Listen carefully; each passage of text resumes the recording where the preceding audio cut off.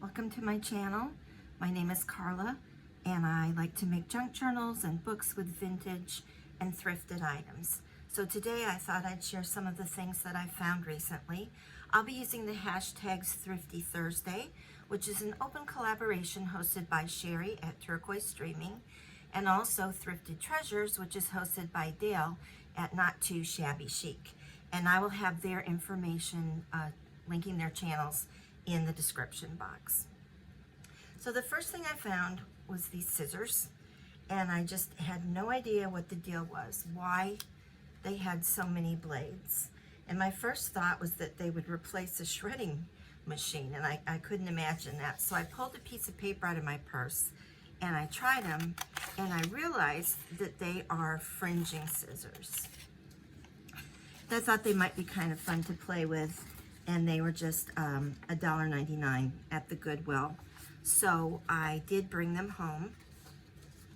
Someone made a comment in one of my previous videos, which was very nice, and said they enjoyed seeing how I use the items that I thrifted. So I thought I'd show you a couple of things. For this patriotic journal that I've been working on, I did make an altered paper clip, and I did use the fringing scissors to make some fringe for the side. This was a black paper that was handmade and painted with gold paint, and I cut a longer fringe and glued it on and then trimmed it down where I wanted it to be. But actually first, before I glued it on, it just didn't quite have, it needed a little something, let's say that. So I ran it through my embossing machine, so each of the fringes has a little bit of texture. So that was my first way of using the fringing scissors. Next up was this watch inventory. I actually found this before I left the Lake of the Ozarks. We recently moved to Des Moines from the Lake of the Ozarks. And this was from a place called Bear Market, which is a consignment shop in Camdenton, Missouri. If you're ever at the lake and you love thrifting, try to get over there. It's a great place. I got tons of stuff in the 5 years that we lived there, from storage for my craft room to all kinds of craft items to antique and vintage items. It's a great place. So there, for $1.20, I found this watch inventory. Almost looks a little bit handmade with the binding, and the pages are all the same. They're fairly heavy cardstock, and they're just a watch inventory. And you'll notice that the cards aren't the exact same size, which is why I think maybe someone kind of made it up themselves. But I thought these would be fantastic journaling cards. So I grabbed this. I'm always looking for something to be the base of a journaling card rather than having to start from scratch. And in the same patriotic journal, I wanted something for this hidden pocket. So I used one of the watch cards. I just cut it out and I inked it. I added a whale tail tab, and then on the back I just put a vintage looking sticker of a key. Kind of reminded me of a key that you might use to wind up an old clock or something. So that was one way. And then I played around with one a little bit more and kind of leaned into the watch idea and stamped some watch related things on it. Gave it kind of a rough little fabric tag. And I'd like to do maybe a fussy cut of a Victorian person on the back of here. So that's how I've been using those watch cards. This travel book was $1. This came from, I think, St. Vinny's here in Des Moines. I think it's for children, but I liked that there was an assortment of pages that I thought could be adapted for journals, with maybe some inking and things like that. I could give them a slightly more vintage look. But there are some date pages. There's quite a few different types of pages in here. Then there's a daily log with the ship on the top. Then it goes into these sketch pages with the fun border around the edge. There's quite a number of those. And then it goes to address pages, and they have the Eiffel Tower on those. There are some stickers. They're a little bit shiny for my liking, but I might be able to age them with some ink if I decided to use them in a travel journal. And then there are these pages, which are like an airmail envelope on the back. So I believe you could fold that into an envelope if you wanted to, or you could use it as a two-sided page in a journal. And there's both the yellow and blue, and then the red and yellow backs. And they have various things on them, like this little vintage car with the suitcases on top, airplane, suitcase. I think there's one with binoculars, and then more stickers at the end. So for $1, I thought that gave me a lot of page possibilities. And then at Goodwill, I found this Reading Teacher's Book of Lists. It's a big book. See if I can get it in frame here. In one of my previous videos at the Goodwill outlet, I had found a teaching book from 1930. This one is much more recent than that. But again, I think it has a lot of good potential for pages to use in journals, or things to cut out and use for tags and things like this. This is actually from 2000. And it has a lot of these old black and white graphics that I like so much, in addition to just all kinds of lists. Different word lists,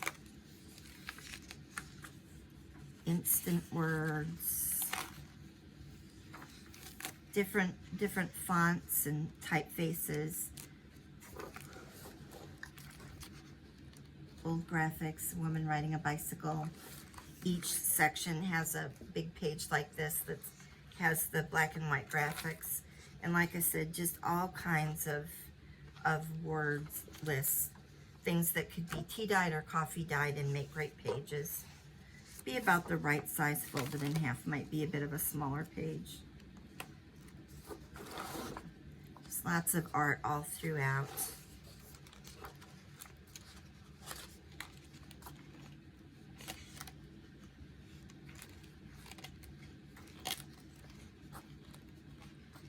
There was even a sample of handwriting somewhere in here.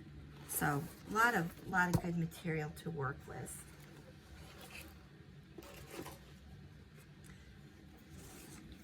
The next thing I found was this box. It says hats, mittens, and scarves. 25 cool and cozy knitted projects. The box kind of intrigued me because I could see that the top pulled off. So I opened it up, and inside, they're a tight fit, is a series of cards with knitting projects on them. I love the photographs on some of them. They have the rounded corners. This would be great for a fall journal, and I do plan on making a fall seamstress journal. And then inside is the project. So I thought this would be great to just collage the insides, add pockets, be a great tuck-in for a journal.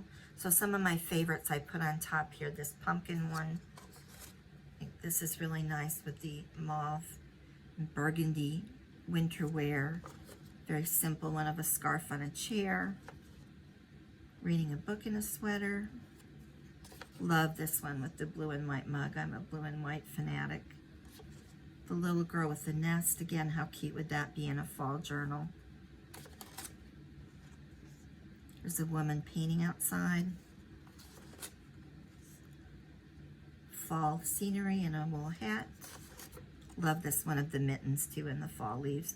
The simple ones are much more my style, and I could see inking them up a little and maybe collaging some labels or things on to just add some more dimension, or maybe some fibers, a little cluster of fibers.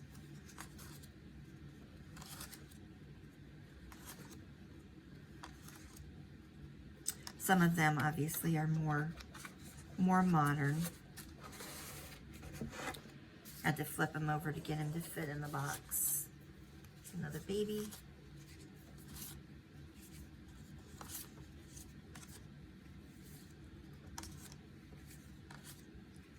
Some more mittens, another baby.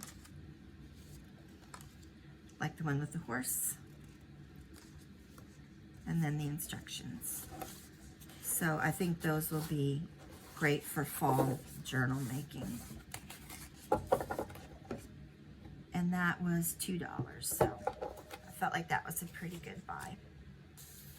The next thing I found was this roll of paper that was $1.49 at Goodwill, and I couldn't figure out quite what it was. It reminded me of eco dyeing, but much more pastel, which I liked because I'm not always crazy about kind of the drab browns that you get with eco dyeing. I couldn't tell much. It was all wrapped up in plastic and taped shut. I didn't think it was handmade paper. I just wasn't real sure, but I could tell it was a fairly good quality paper, fairly thick, so I thought I could use it in journals. And then when I got it home and opened it, there was a scent. So I think this is scented drawer liner. But I like all the plants on here. And this could be a cover, inside cover, journal pages. It could be dyed again to make it a little darker. So there's a good number of those in that roll. Then in finding interesting books for journals, this one was kind of odd. This was at the Goodwill. It's called Culpepper's Book of Birth. Plain green cover. Inside looks very springy. It has kind of charming little illustrations. It's from, let's see if I can see the date, 1985, and it's actually a British publication.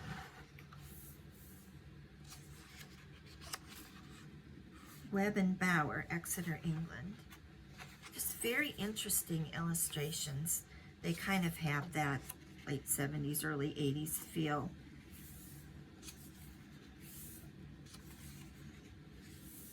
See this picture here.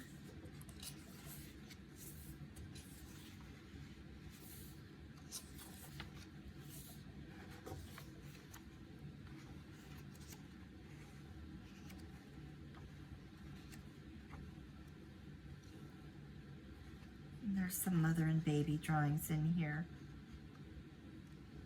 That's quite interesting, whimsical little drawings, and then some that are full color illustrations.